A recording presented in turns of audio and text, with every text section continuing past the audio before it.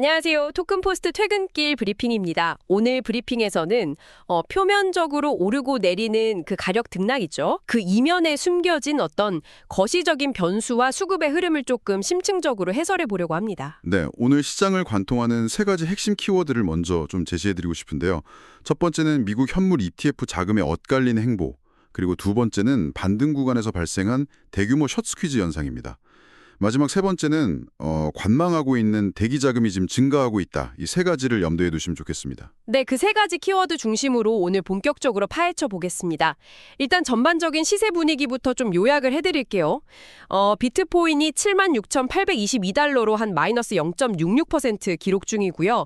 이더리움도 2,099달러로 마이너스 0.35% 동반 약세를 좀 보이고 있습니다. 그렇죠. 대장주들이 약간 주춤하는 모습이죠. 네, 근데 그 와중에 트론만 혼자 플러스 1.85% 상승하면서 좀 차별화된 흐름을 보여주고 있거든요. 그리고 비트코인 도미넌스는 60.01%로 소폭 하락했습니다. 전반적으로 약세장인데 이 배경을 어떻게 봐야 할까요? 사실 이런 하락 흐름을 단순히 많이 올라서 빠진다 이렇게 보기보다는 지정학적 변수랑 ETF 수급 요인을 연결해서 보셔야 하거든요. 그 거시적 변수부터 좀 말씀드리면 미국하고 이란이 호르무즈 해협 개방이랑 기뢰 제거에 합의를 했습니다. 호르무즈 해협이요? 네, 그래서 60일 휴전 연장을 이끌어냈는데 이에 국제 유가나 위험자산 투자 심리에 엄청난 영향을 미칠 수 있는 중동발 긴장 완화 소식이거든요. 특히 이 과정에서 그 트럼프 현직 대통령의 마쿠 역할이 컸다는 뉴스들이 계속 나오고 있습니다. 근데 잠깐만요. 그 중동 긴장이 완화되고 휴전이 연장됐다면 사실 거시적으로는 엄청난 호재잖아요. 유가도 안정될 거고요. 그러면 코인 시장도 반등을 해야 정상인데 왜 대장주들은 빠지고 있는 거죠? 바로 그 지점이 오늘 짚어봐야 할 핵심입니다. 그 거시적 호재에도 지금 ETF 자금 흐름에서 일종의 디커플링, 그러니까 탈동조화 현상이 일어나고 있거든요. 디커플링이요? 어떤 식으로요? 그러니까 비트코인하고 이더리움 ETF에서는 오히려 자금이 크게 빠져나가고 있는데 솔라나 ETF 쪽으로는 자금이 쑥쑥 들어오고 있는 아주 흥미로운 대조가 나타나고 있습니다. 와, 구체적으로 규모가 어느 정도나 되나요? 데이터로 보면 비트코인 ETF는 하루 동안 약 7,500만 달러, 그러니까 코인 수량으로는 968 비트코인이 순유출됐습니다. 주로 블랙록 IBIT가 유출을 주도했고요. 7,500만 달러면 적지 않은 금액이네요. 그럼 솔라나 쪽은요? 반대로 솔라나 ETF는 하루 약 624만 달러, 개수로는 72,516 솔라나가 순유입이 됐습니다. 이건 피델리티 F솔 상품이 주도를 했고요. 그러니까 비트코인은 팔고 솔라나를 산다. 이거 사실 전통금융시장에서 그 기관들이 자산 간 포트폴리오 비중 조절하는 그 리밸런싱 현상 아닌가요? 맞습니다. 아주 정확한 지적이십니다. 지금 디지털 자산 시장의 현물 ETF 사이에서도 그런 리밸런싱이 본격적으로 일어나고 있다고 해석할 수 있는 거죠. 무거워진 비트코인 비중을 줄이고 솔라나를 담는 그런 흐름입니다. 아하, 그렇군요. 그러면 이 데이터를 바탕으로 시장에 지금 드리워져 있는 그 거대한 매도 압력에 대해서 좀 이야기해 보겠습니다. 지금 대기 중인 매도 압력이 엄청나다고 하던데요. 네, 사실 시장 참가자들이 지금 가장 긴장하고 있는 부분이 바로 그겁니다. 방금 말씀드린 현물 ETF에서 유출된 게 약 1만 6천 비트코인 정도 되고요. 네, 1만 6천. 거기다가 일반 지갑에서 거래소로 유입된, 그러니까 팔려고 들어온 물량이 약 1만 8천 비트코인입니다.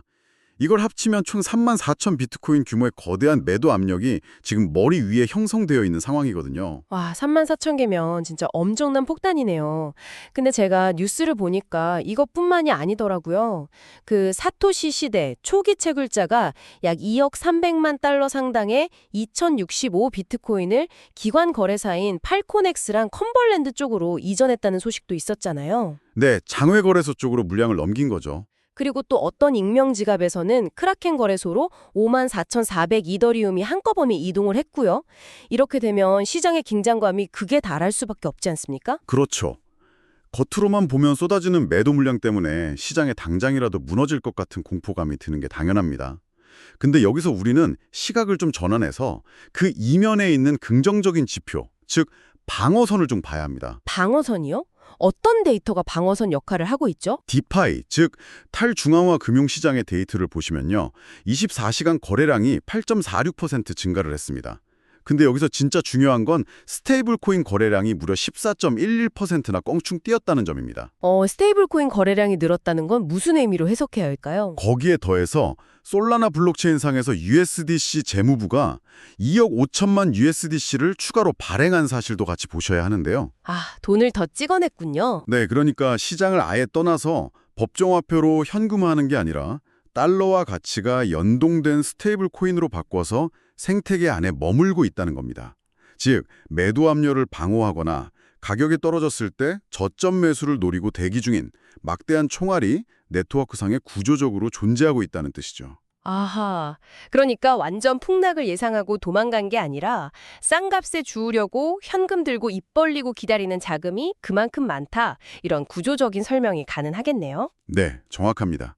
그 매도와 매수의 팽팽한 줄다리기가 지금 시장의 핵심입니다. 좋습니다. 그럼 논리적으로 파생상품 시장 쪽으로 한번 화제를 돌려볼게요.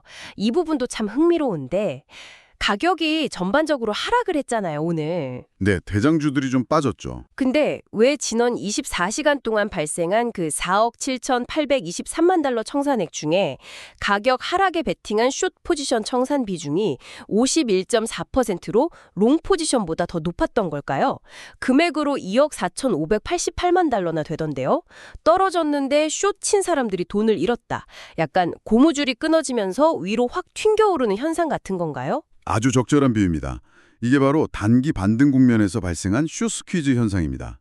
시장 전반이 하락할 거라고 예상하고 사람들이 공매도, 즉 숏 포지션에 과도하게 몰려 있었던 거죠. 네, 레버리지를 엄청 썼겠네요. 그렇죠. 근데 아까 말씀드린 대기자금 같은 것들 때문에 짧은 반등이 살짝 나오면 그 고배의 숏 포지션들이 증거금 부족으로 버티지 못하고 강제 청산을 당하게 됩니다.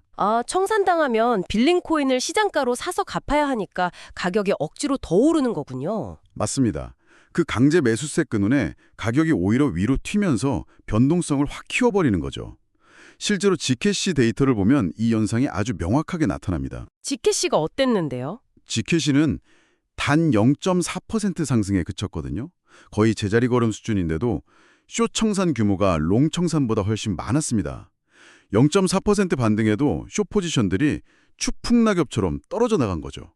와, 0.4%의 청산당할 정도면 레버리지를 대체 얼마나 쓴 건지 상상도 안 가네요. 근데 거래소별로 이 포지션 쏠림 양상이 좀 담났다고요? 네, 바이낸스 같은 주요 대형 거래소들은 주로 숏 청산이 시장을 주도했는데요. 하이퍼리퀴드라는 거래소에서는 아주 이례적으로 상승에 베팅한 롱 청산이 무려 82.82%로 우세했습니다. 거래소마다 완전히 극과 극이네요. 네, 거래소별 주력 투자자 성향이나 상장된 종목 차이 때문에 포지션 쏠림 현상이 아주 극명하게 엇갈리고 있다는 걸 보여주는 대목이죠. 그렇군요. 참 파생 시장은 알다가도 모르겠습니다. 자, 그럼 이번에는 자본 흐름에 좀 중장기적으로 영향을 미칠 수 있는 외부 환경, 인프라 리스크 쪽으로 시선을 옮겨보겠습니다. 네, 규제와 보안 쪽 이슈가 두 가지 정도 크게 부각이 됐습니다. 네, 먼저 규제 쪽 뉴스는 어떤 건가요? 아프리카 시장의 허브 역관을 하는 케냐에서 가상자산 플랫폼을 대상으로 무려 10%의 소비세를 매기고 또 고액의 허가 수수료까지 부과하는 법안을 추진하고 있습니다. 네, 10%요? 아니 보통 0점 몇 % 수수료에도 민감한 게 이 시장인데 10% 세금이면 그냥 사업 접으라는 소리 아닌가요? 그러니까요. 이게 결국 플랫폼이나 이용자들의 엄청난 해외 이탈을 부추길 수밖에 없습니다. 케냐가 아프리카 내에서 가상자산 영향력의 큰 편인데 이런 구조적 한계를 스스로 만들면 그 영향력이 주변국으로 다 축소될 위기에 처한 거죠. 빈대 잡으려다 초가삼간 탓해오는 꼴이 될 수도 있겠네요. 그리고 보안 쪽 이슈는 진짜 좀 무서운 뉴스가 있던데요. 그 북한 연계 해킹 조직 라자루스 얘기죠. 네, 맞습니다. 이 라자루스가 올해 첫 4개월 동안에만 전 세계 가상자산 탈취액의 76%를 훔쳐갔는데 금액으로 치면 무려 5억 7,700만 달러에 달합니다. 와, 절반 이상을 다 쓸어갔네요. 근데 수법이 엄청 교묘하다면서요. 네, 이번에 쓴 게 리모트 팩, 즉 원격 접속 트로이목마인데 이게 파일리스 방식입니다. 파일리스면 파일이 없다는 뜻인가요? 그렇습니다. 하드디스크에 파일 형태로 남는 게 아니라 컴퓨터 메모리상에서만 실행이 되기 때문에 일반적인 백신으로는 탐지가 거의 불가능에 가깝습니다. 컴퓨터 끄면 흔적도 없이 사라지고요. 와, 탐지가 안 되면 방어하기도 정말 막막하겠네요. 게다가 그 이더리움이랑 베이스 네트워크 쪽에서도 해킹 사건이 있었다고요. 네, 스퀴드 라우터 모듈이 공격을 받았는데 이게 라우터를 건드리는 바람에 그노시스 세이프 지갑 86개가 한 번에 털려서 300만 달러 피해가 발생했습니다. 아니, 그노시스 세이프면 보통 기관들이 쓰는 다중서명 지갑이라 제일 안전하다고 평가받는 거 아니었나요? 맞습니다. 다중서명 자체를 뚫은 건 아니지만 자금이 이동하는 길목인 라우터 모듈을 변조해서 탈취한 거라서 충격이 컸죠. 결국 이런 과도한 규제 불확실성이나 고도화되는 보안 위협들이 기관들의 거대 자금이 본격적으로 유입되는 데 있어서 아주 중장기적인 허들로 작용할 수밖에 없다는 점을 강조하고 싶습니다. 숫자를 망설일 수밖에 없으니까요. 자, 그러면 지금까지 분석한 내용을 바탕으로 내일 그리고 다음 주 시장을 볼 때 청취자분들은 과연 어떤 지표를 나침반으로 삼아야 할지 관전 포인트를 좀 짚어주시죠. 당장의 가격이 오르냐 내리냐보다 파생상품 시장의 과열 진정 신호에 좀 주목하셨으면 좋겠습니다. 과열 진정이요? 근거가 되는 데이터가 있습니까? 네, 세 가지 지표를 볼 수 있는데요. 첫째, 파생상품 24시간 거래량이 8.29% 감소를 했습니다. 둘째, 미결제 약정이 26만 8천 건에서 25만 건으로 훅 줄어들었고요. 미결제 약정이 줄었다는 건 시장에서 베팅을 끝내고 나간 돈이 많다는 뜻이군요. 맞습니다. 그리고 마지막 셋째, 일일 펀딩비가 마이너스를 기록하고 있다는 점입니다. 이건 쇼 포지션이 상승에 베팅한 롱 포지션 쪽에 이자를 내고 있다는 뜻이거든요. 아, 숏이 너무 몰려서 프리미엄을 지불하고 있다는 거군요. 그럼 결론적으로 투기적인 레버리지 수요가 좀 감소하면서 시장이 건전한 조정 단계를 거치고 있다. 이렇게 요약해 볼 수 있겠네요. 네, 정확합니다. 그래서 향후 가장 핵심적인 관전 포인트는 이겁니다. 아까 우리가 이야기했던 그 3만 4천 비트코인 규모의 막대한 매도 압력 기억하시죠? 네, 머리 위에 떠 있는 거대한 폭탄. 그 물량을 온체인상에 지금 잔뜩 축적되어 있는 증가한 스테이블 코인 대기 자금들이 과연 언제 새로운 현물 매수세로 전환되면서 싹 흡수해낼 수 있을 것인가? 바로 그 여부가 앞으로 시장 방향성을 결정할 겁니다. 결국 쏟아지는 물량과 밑에서 입 벌리고 있는 자금의 정면 승부네요. 그 대결의 결과가 아주 궁금해집니다.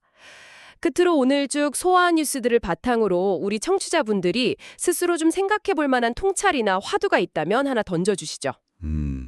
사실 올해 초에 현물 ETF가 출시됐을 때만 해도 이제 비트코인이 제도권의 완벽한 안전자산으로 편입될 거라는 기대감이 엄청 컸지 않습니까? 그렇죠. 이제 기관 돈 들어오니까 변동성 줄어들고 점잖게 우상향할 거다 이런 말 참 많았죠. 그런데 최근 ETF 자금 유출입의 변동폭이나 특히 도지코인 같은 밈코인 쪽에서 터져나오는 그 거대한 강제 청산 변동성을 보면요. 여전히 이 디지털 자산 시장은 안전자산이라는 정체성과 고위험 벤처 자산이라는 성격이 시장 한가운데서 아주 맹렬하게 충돌하고 있는 하나의 거대한 시험대 위에 있다는 생각이 듭니다. 이 정체성 싸움이 어떻게 결론 날지 계속 지켜보시면 좋겠습니다. 안전자산과 고위험 벤처자산의 맹렬한 충돌이다. 아주 뼈있는 화두네요. 시세라는 껍데기 안에 참으로 다이내믹한 흐름이 숨어있다는 걸 다시 한번 느끼게 됩니다. 지금까지 토큰포스트 퇴근길 브리핑이었습니다. 시장의 흐름과 뉴스의 맥락을 이해하는 데 도움이 되길 바랍니다.